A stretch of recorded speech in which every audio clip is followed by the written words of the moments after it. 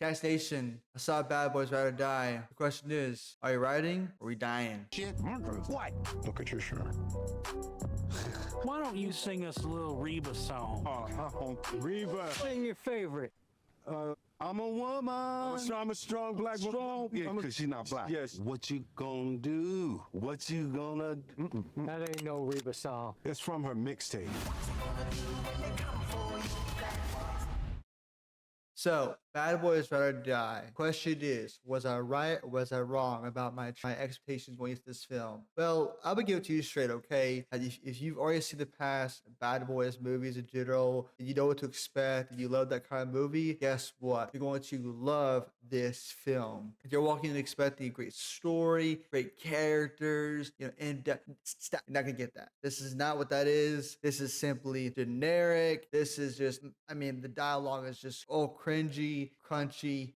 We gotta talk about it, okay? So first and foremost, Martin Lawrence and Will Smith, as always, are the best parts of this film. The thing I disliked though about this film, one thing I did will say, is that I disliked in the last movie, Vanessa Hudgens and Ludwig, I forgot the guy's name. That the whole crew they set up in the last film, they're in this film. I feel like their presence wasn't as present as it was in the last film, okay? In this film, they're there, they show up, they do the thing, but they just feel like another side character to me. They didn't feel very much important, prominent, the deal, you know what I'm saying? Reggie, my boy Reggie, listen, they give Reggie here a fantastic, and I mean fantastic action sequence that I will always remember. Like literally, I will go online and look at Bad Boys Ride or Die, Reggie sequence, and I would love to watch the sequence because it was awesome. It was great, and I won't tell you what happens at the front theaters, but it was great.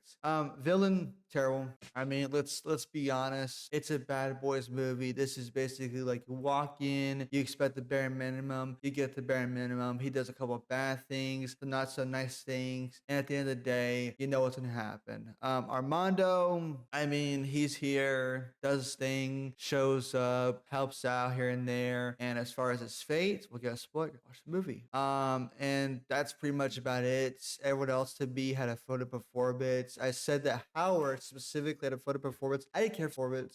When Howard was on screen, it just was like, guys, I need you to do this and do that. Remember, y'all are my bad boys. I said, there's no heart, no soul behind it. You know what I'm saying? The dialogue that they give Martin Lawrence in this film is questionable, to say the least. I was like, really? Really? We're going to give that kind of dialogue to say to Will Smith with a straight face? I'll be honest. I don't know how Will Smith in this film made it without laughing his butt off, because what Martin Lawrence said in this film, because of something that happens to him in the very beginning, which I won't get into, I was like, if someone said it to me, I'd be questioning them if they're mentally okay, because, the one thing I'll say is this, the way that they treated Martin Lawrence's character in this film, Marcus, if you will, I was expecting some type of arc, some type of, okay, he's acting this way for a specific reason, and something might happen to him in the film. It's kind of hinted at here and there a little bit, but unfortunately, we just kind of forget about it. It's like the first two acts, he's kind of goofy, off his rocker a little bit. Everyone's questioning what he's doing, what he's saying. He does some crazy things, which I'll always say this. He does something funny in a club sequence, if you will. He basically decides, you know what, I'm tired of hiding. Let's just go for it. I'm like, okay, the action in this film is absolutely fantastic. Okay, this action sequences, once again, from last film to this film, you hear for the action and you're here for the comedy. That's what you're gonna get. Okay, you walk in expecting anything differently, sorry, and honestly, Mike,